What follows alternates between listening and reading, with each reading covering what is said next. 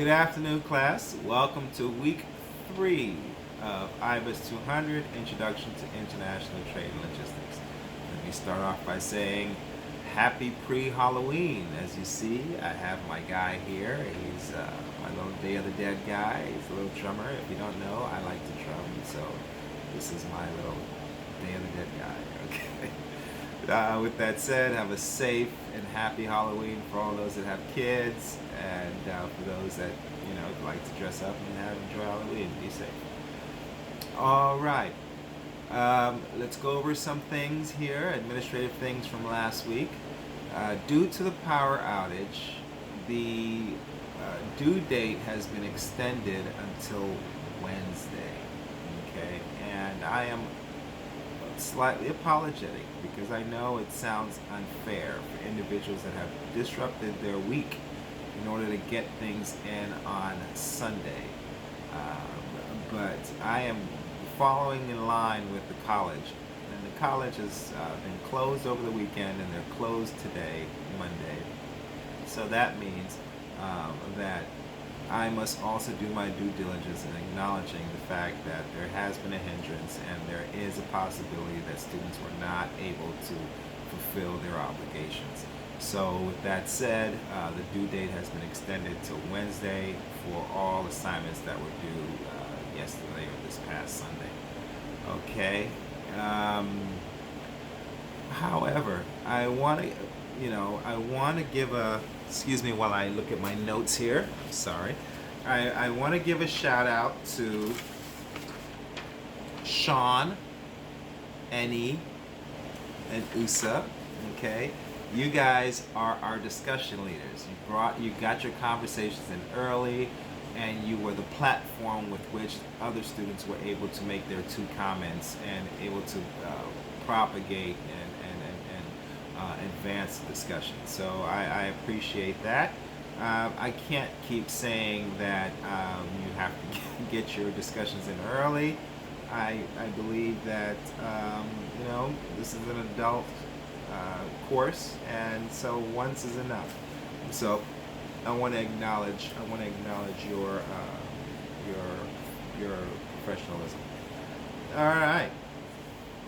So thus far, we have looked at our intentions for the course, what we'd like to get out of Introduction to International Business. There has been a lot of great feedback, and I really enjoy how how the collective has chimed in, not just on their own personal ambitions, but looking at others and saying, yes, I see that, I didn't see that. So that really makes me happy. It's a joy. Okay, so that was week 1. Week 2, we talked about understanding economic systems and businesses. That was a really interesting thread. Really great. You guys really hung to that commanding heights. I really liked how you looked at the overarching social structures of the globe. Okay, let me just say that this is not an economics class, nor is it a political sci class. Okay, so we're gonna start to wean ourselves off these big concepts, right? We're gonna get more granular or more individual, right? So, but we still have a little bit more to investigate when it comes to macroeconomics, right? So this week we're going to be talking about competing in the global marketplace. All right, and the video for this week is Pax Americana, and it's a good video. It goes well with the previous topic with the commanding heights. Pax Americana talks about the structures that were developed post-World War II and how the current administration sees as relevant in today's global marketplace. Please know that this video was first introduced in 2017, hence it was probably produced in 2016, right around the election time, where President Trump had already started to voice his intention for his presidency.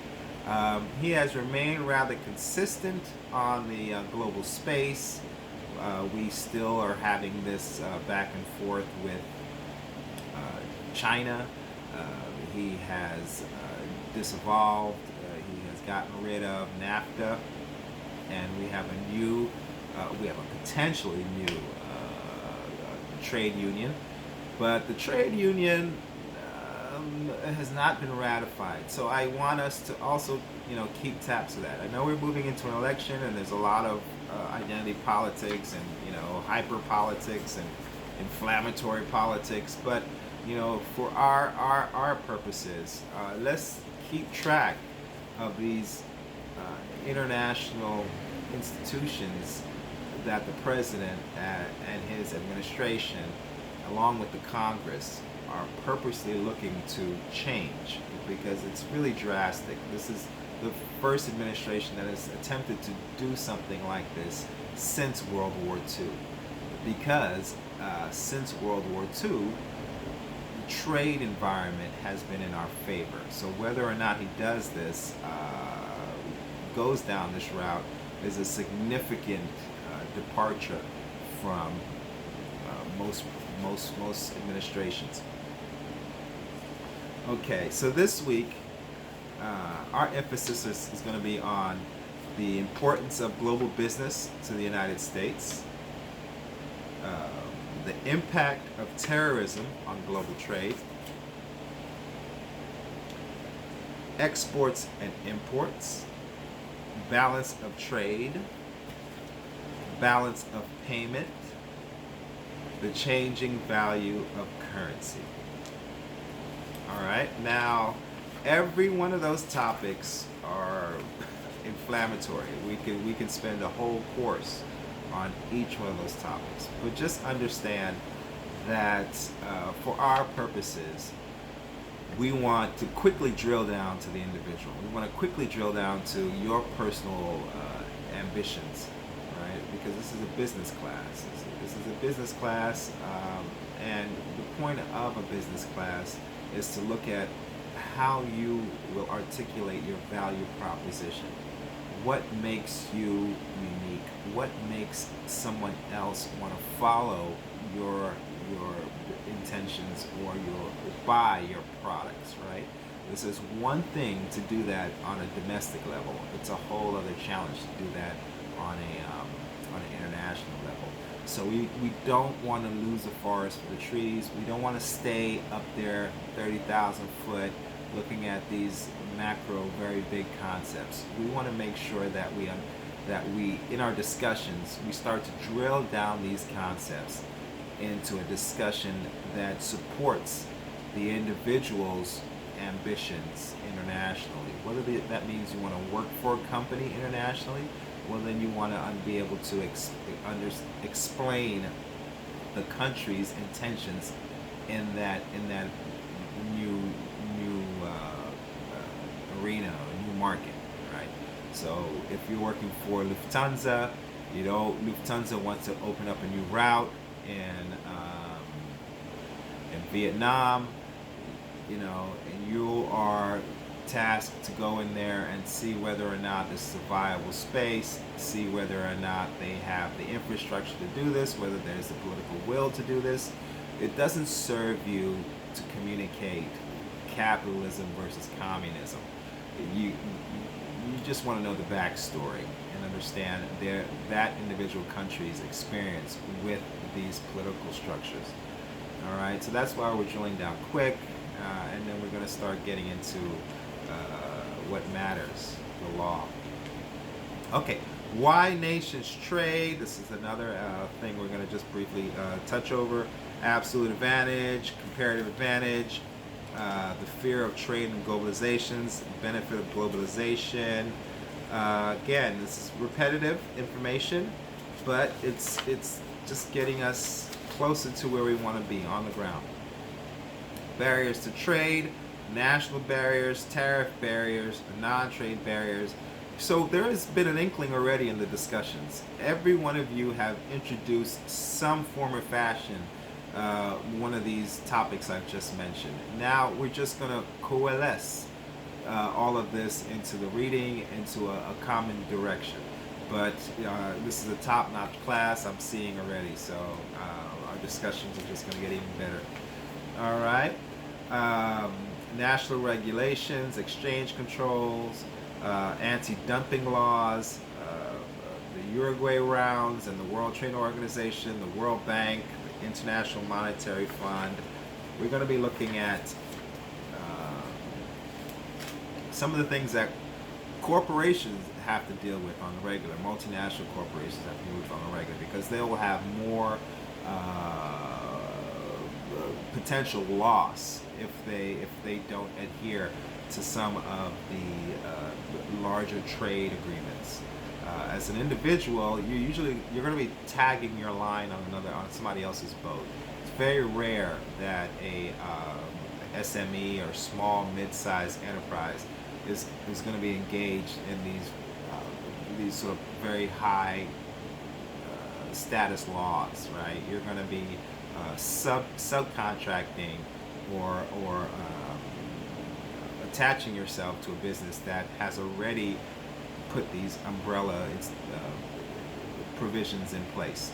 But you need to know whether or not that organization has the wherewithal, has the understanding, or has the ability to protect you as you move into these spaces. So I'll keep with the same example. Okay, if you're Lufthansa, if you're wanting to engage in Lufthansa, and you realize that as an employee it doesn't fit you, but let's say as a supplier, as a third-party logistics provider, or as a consultant, you still want to attach your line to Lufthansa. You just want to make sure that when you take the RFP, when you take the contract in this foreign land, will you be able to speak to the fact that Lufthansa understands the overarching laws with which they're working in this environment? So that's a case in point, right? All right. Furthermore, NAFTA, Central American Free Trade Agreement, the European Union. This allows us to take a quick investigation into Brexit. I know you heard about Brexit. I know you've seen the manifestations, the protests about Brexit. What is all the hubbub about, right? So it's significant. England, or the United Kingdom, is deciding to divorce itself from the European Union. That is a monumental step. It's monumental because they have constituents within the United Kingdom that are not on board with England, right? So Scotland, Welsh, Northern Ireland, some of these other constituents, they have concerns vis-a-vis their business community, their workers, as to how Parliament in England decides to move the UK. And that's a really great example for this topic. And I think I know I will address that in the discussion, because I think that's just a great case study. All right. Okay, so we will also be looking at licensing and franchising. We'll be going deeper into that later on. Contract manufacturing, joint ventures, direct investment, these types of things. But again, I'll be going to that deeper into that further on. Right now, we're still just landing the plane on the tarmac, right? We're getting out of the high air, and we're going down to down on the ground where things really matter. So let me know. Let me know if there's any sort of technical difficulties, or let me know if there's any sort of parts of the content that you find needs to be further explained. Let me know how I can explain that better to you. I can do slide-by-slide explanations. I can do something else. You let me know how I can tailor this course to best suit you. Okay? All right. So let me do a recap here.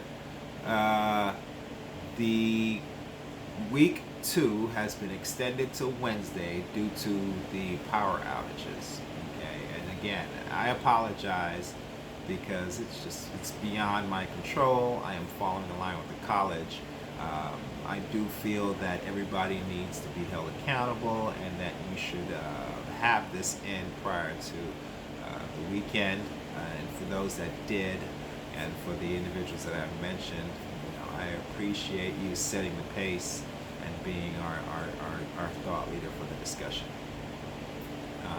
For those that have done the discussion and may have not complete other tasks over the week, it's again, you still have till Wednesday to do that. All right.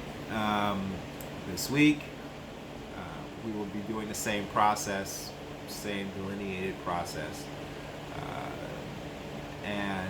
Lastly, let me know how I can make this course more intuitive for you, whether or not you need me to go slide by slide, whether or not you need me to do something else, you let me know. We'll tailor it to fit your need.